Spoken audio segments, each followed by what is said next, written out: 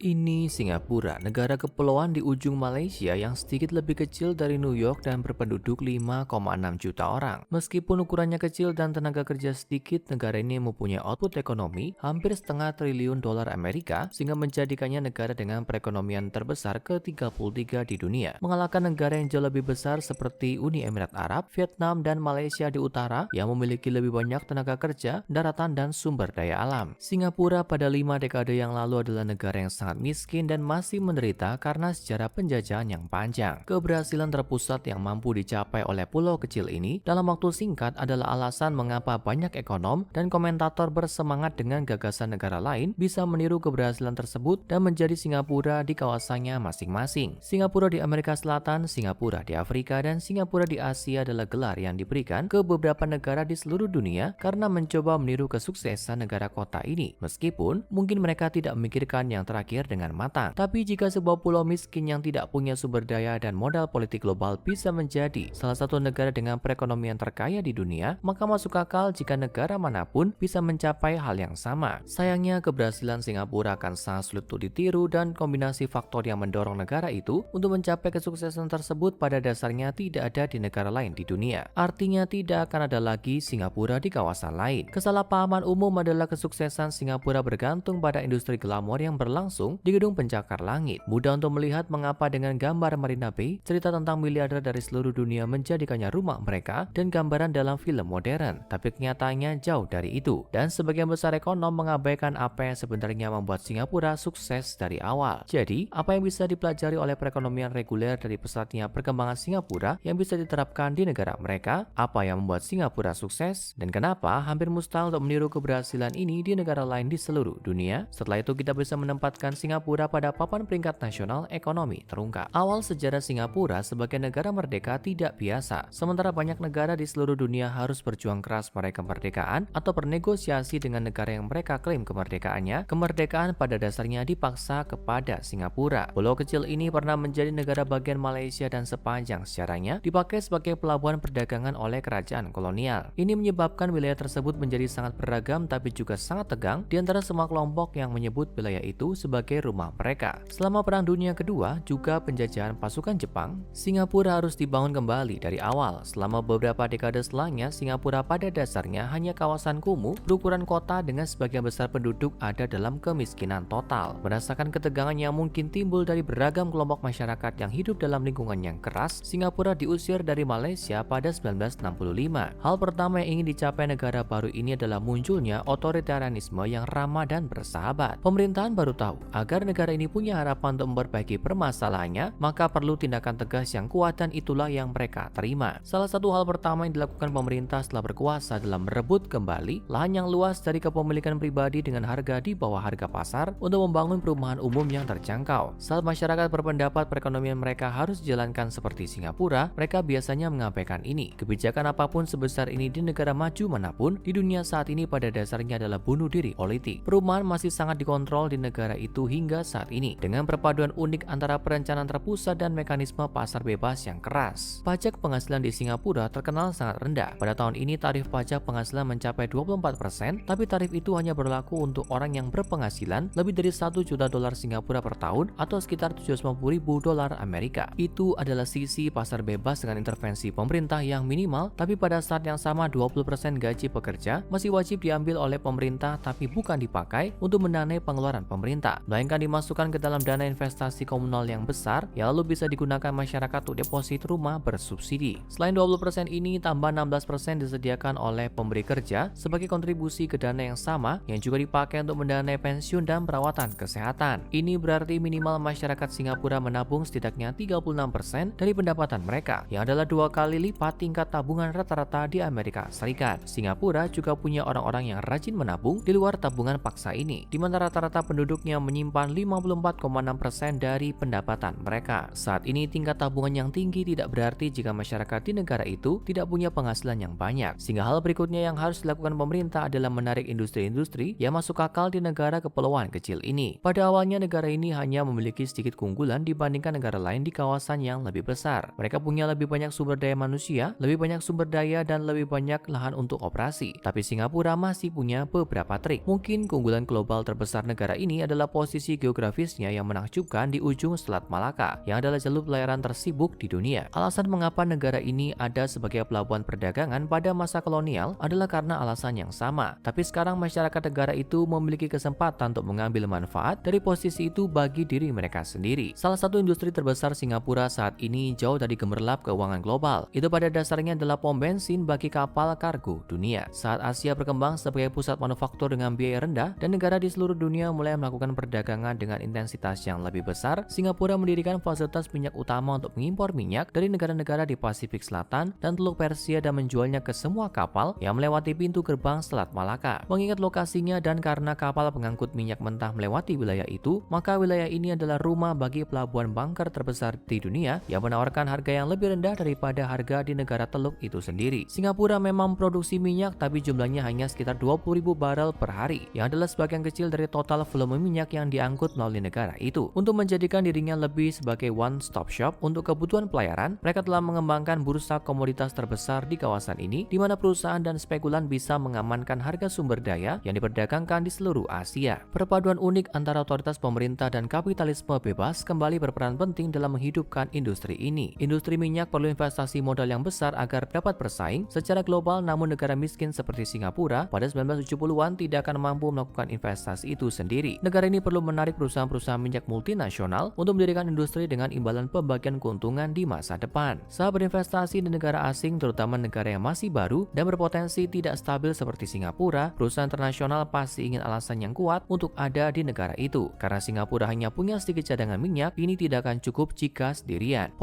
Posisi geografisnya telah dipahami, tapi para ekonom berpendapat pilihan yang logis adalah kebebasan yang diberikan kepada perusahaan-perusahaan minyak asing untuk beroperasi di negara tersebut, dan keamanan yang diberikan kepada mereka dari negara satu partai yang dapat menjamin konsistensi kebijakan. Keuntungan lain yang didapat Singapura adalah Singapura mengadopsi sistem hukum common law Inggris dari penjajah sebelumnya, yang merupakan sistem yang diakui dan dipahami secara luas untuk menyelesaikan perselisihan komersial yang jauh lebih menarik bagi perusahaan internasional dibandingkan sistem alternatif di kawasan ini. Berada di tempat yang tepat pada waktu yang tepat dan memiliki otoritas yang tepat untuk membuat kesepakatan yang tepat adalah landasan keberhasilan perekonomian Singapura. Tidak adil untuk menyebut semuanya sebagai keberuntungan karena Singapura memanfaatkan kesuksesan awal ini dengan menginvestasikan kembali ke penduduk dan industrinya. Tapi jika lokasinya ada di tempat lain di dunia selain sudut yang akan menjadi pusat perdagangan global, mungkin Singapura tidak akan menjadi seperti ini. Masalah lain dengan asumsi bahwa dengan kebijakan yang tepat, negara lain bisa mengikuti jejak Singapura adalah selama ini orang-orang sedang belajar pelajaran yang salah. Singapura sering dipakai sebagai contoh mengenai apa yang bisa terjadi ketika pajak dan pembatasan bisnis rendah. Idenya adalah perusahaan membuka usaha di sana dan berkontribusi kembali pada perekonomian dengan cara lain. Kenyataannya Singapura memang memiliki pajak dan juga tidak begitu bagus untuk perusahaan.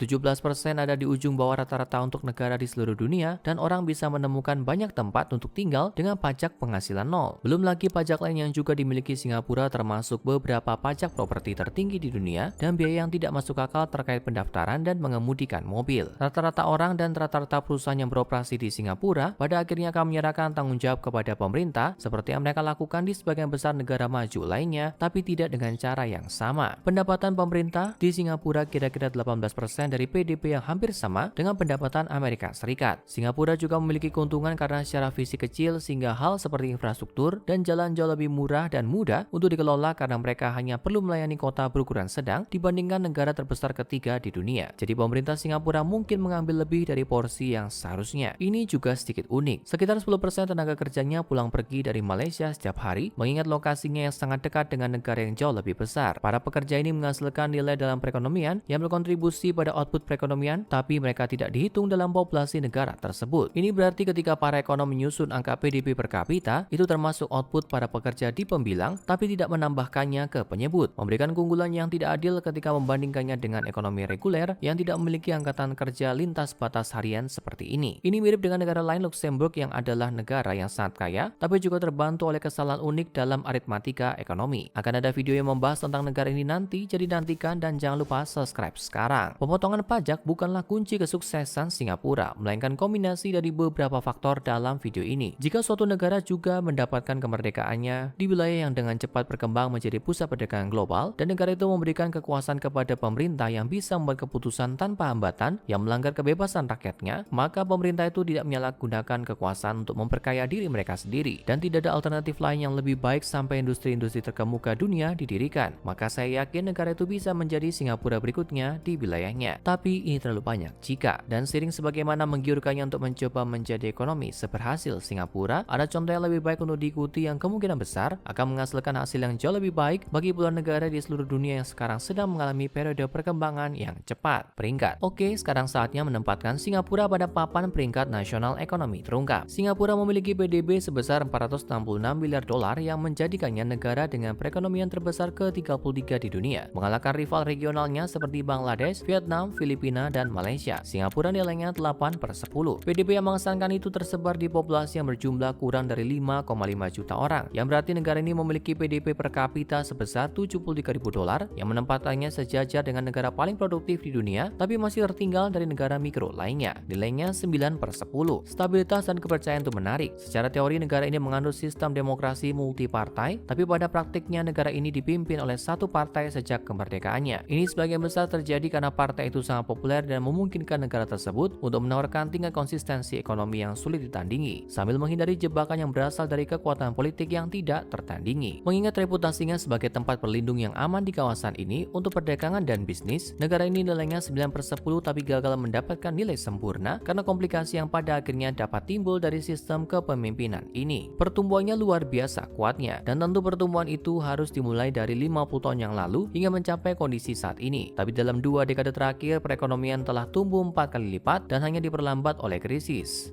keuangan Asia, GFC, dan COVID-19 itu pun tidak memperlambatnya dalam waktu lama. Negara ini nilainya 10/10. Terakhir, industri. Negara ini saat ini menjadi rumah bagi sejumlah industri yang sangat bernilai. Ini adalah salah satu pedagang minyak terbesar di dunia, meskipun tidak memiliki banyak cadangan minyak. Negara ini memiliki industri manufaktur yang cukup kuat dan teknis, dan tentu perannya sebagai pusat keuangan global masih sangat signifikan. Meskipun bukan pemimpin dunia dalam setiap industri ini secara mandiri dan belum mengembangkan perusahaan domestik yang bersaing di panggung dunia, tapi masih layak dinilai 8/10. Secara keseluruhan, skor Singapura adalah 8,8/10 yang sangat mengesankan dan menempatkannya di papan peringkat teratas. Selanjutnya, Indonesia akan segera menjadi salah satu negara dengan perekonomian paling kuat di dunia. Tonton videonya sekarang. Terima kasih sudah menonton sobat, jangan lupa like, comment, subscribe, dan share video ini ke orang terdekatmu. Nantikan video-video terbaru lainnya hanya di Ekonomi Terungkap. Sampai ketemu di video selanjutnya.